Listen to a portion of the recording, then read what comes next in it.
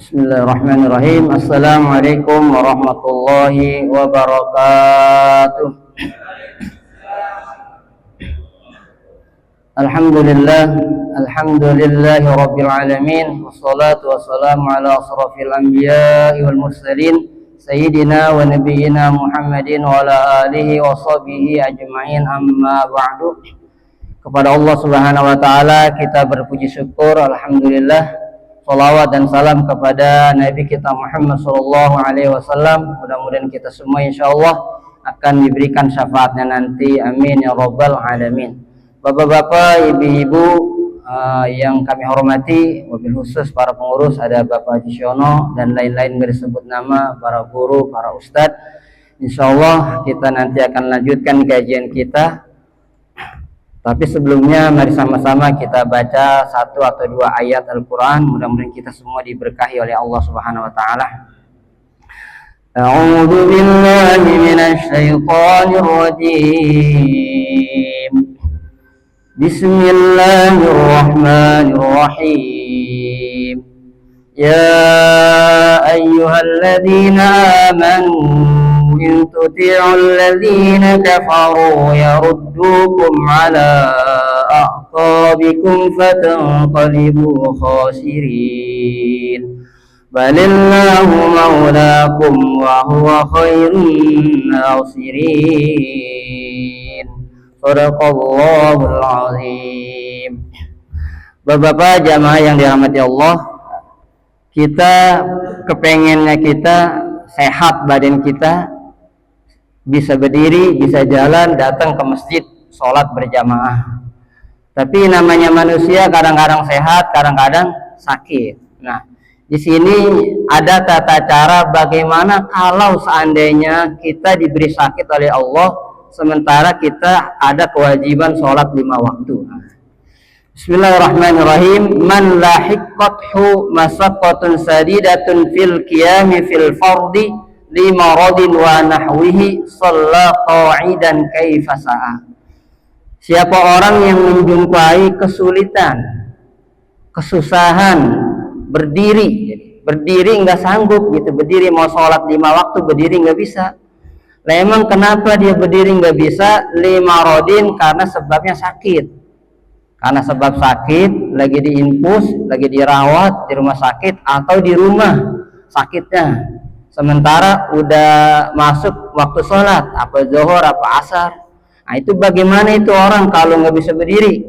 Kalau dia berdiri puyeng palanya, atau kalau dia berdiri tambah sakitnya, atau kalau dia berdiri tambah parah. Nah, makanya agama ngajarin sholat qa'idan kaifa sa'a. Maka kalau orang berdiri nggak sanggup sholat 5 waktu, hendaklah dia sholat sambil duduk sholatnya.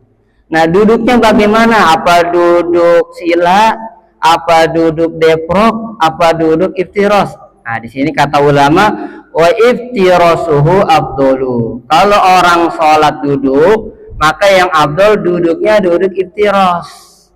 Artinya duduk iftiros, duduk di antara 2 sujud. Seperti kita baca Rabbighfirli warhamni wajuburni warfa'ni warzuqni wahdini wa'afini wa'fu. Kayak duduk begitu tuh, duduk di antara 2 sujud atau duduk tahiyat awal. Nah itu paling afdol.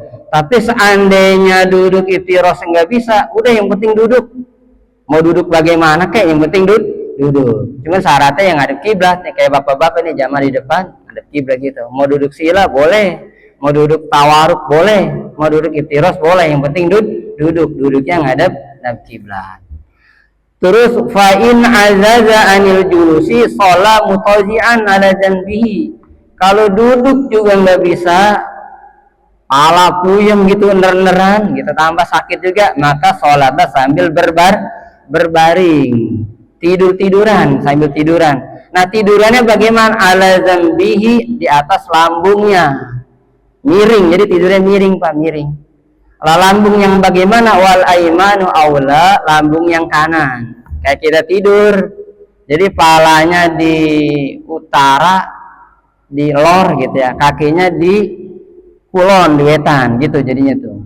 Jadi palanya begitu, ngadep sono, miring, ngadepin ke kiblat, kayak orang jenazah dikubur gitu ya. kubur, jadi palanya ngadep sono, berbaring ngadep kiblat. Itu namanya tidurnya berbaring. Ini kalau di rumah sakit ini Pak nih, yang namanya kita ya kadang-kadang, waduh lagi mana nih sholat ya udah berbaring gitu. Nah kalau berbaring nggak bisa juga, ya kalau berbaring nggak bisa, sholat mustalqiyan, sholatnya sambil telentang. Cuman kalau telentang arahnya dirubah, palanya di wetan, di timur, kakinya di barat, di kulon gitu tuh. Jadi begini posisinya kalau tidur.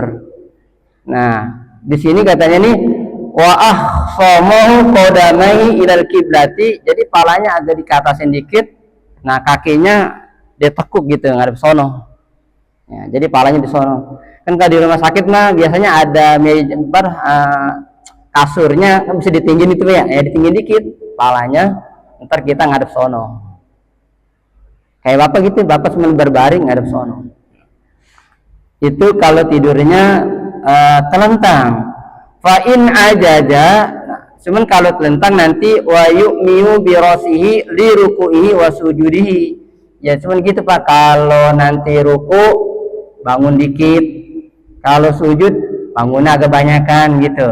Jadi pakai ini aja, perkiraan aja, nggak mesti ideal banget ya, orang lain sakit. Nah kalau seandainya berbaring nggak bisa juga, ya udah wa yu'miu biturfihi ya, jadi pakai apa nih, pakai kedipan mata. Jadi kalau sholat udah nggak bisa bergerak-gerak badan kita, sementara kita masih mesti sholat atau sholat lima waktu, udah pakai kedipan mata. Kalau ruku kedip, kalau sujud kedip, ya begitu orang lagi sakit. Nah, jadi berapa kali kedip tuh, yang penting kita inget sholat. Terus summa ajra arkana sholati ala qalbihi, ingetin sholatnya dalam hati nih, baca Fatihah dalam hati. Orang nggak bisa ngomong udah kedip doang.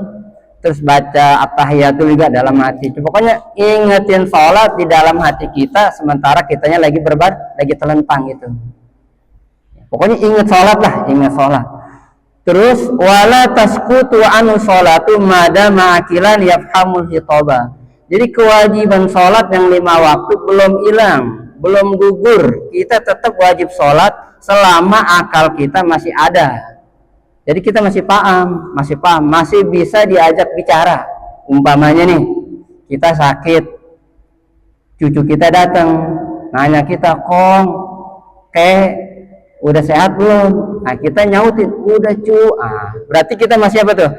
Masih bisa jawab pertanyaan. Kalau masih bisa jawab pertanyaan, berarti kewajiban sholat masih ada. Itu bisa jawab, tanya jawab, nah berarti kewajiban sholat masih ada. Tapi kalau udah pingsan, udah koma, ya itu malah lain lagi dah, boro-boro sholat itu mah, inget aja kagak gitu ya. Yang terakhir, waman ajaza anit taharati wa nahuya min suruti sholati wajabat alaihi al isti'anatu. Jadi umpamanya di rumah sakit atau di rumah kan kita kan mesti wudu gitu ya, mesti tayamum gitu ya. Seandainya yang wuduin, kayaknya kalau di rumah sakit nggak mungkin wudu, hanya ribet di kasur gitu ya, atau ditayamumin. Nah tayamum juga seandainya nggak bisa, kita tayamum nggak bisa, wudu apalagi. Nah di sini katanya wajabat alaihi al isti'anatu, wajib kita minta tolong sama orang, apa sama saudara, apa sama suster, apa sama dokter. Yang penting kita minta tolong, minta wuduin atau minta tayamumin. Walau bi ujrati, walaupun pakai upah. Umpamanya nih di rumah kita, cucu kita nih sekarang pada kerja, anak pada kerja, cucu pada kerja semuanya, ada tinggal satu.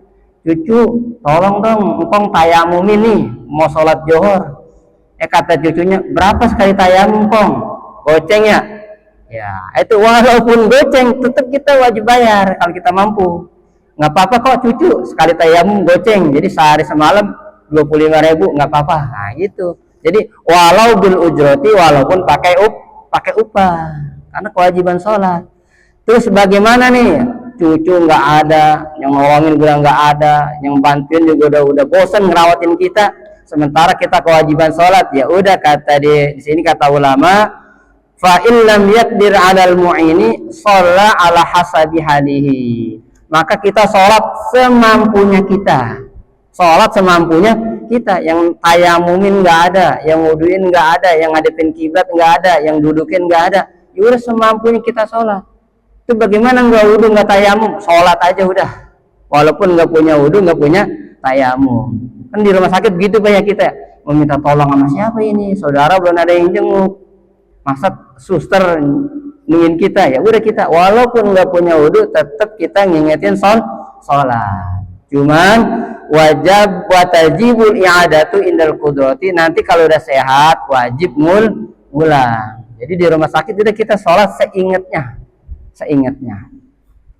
Mungkin itu ya sebagai mukadimah. Mudah-mudahan kita ya diberi kesehatan sih, mudah-mudahan ya Allah, sehingga kita sholat bisa berdiri, bisa normal ya. Tapi sekali lagi namanya manusia mah kadang-kadang yang kita nggak duga-duga kita sakit, kita dirawat, akhirnya mau nggak mau kita sholat duduk atau berbaring atau telentang atau bagaimana gitu ya. Mudah-mudahan semuanya walaupun keadaan kita bagaimana tetap kita diberi kemampuan sholat ibadah kepada Allah sampai akhir hayat kita. Mungkin itu aja ya, kurang lebihnya saya maaf. Nanti insya Allah nggak ada pertanyaan hari ini, nanti kapan-kapan kita lanjutin. Kurang lebihnya mari kita tutup dengan doa kafaratul majelis. Subhanaka Allahumma wa bihamdika asyhadu an la ilaha illa anta astaghfiruka wa atubu ilaik. Assalamualaikum warahmatullahi wabarakatuh.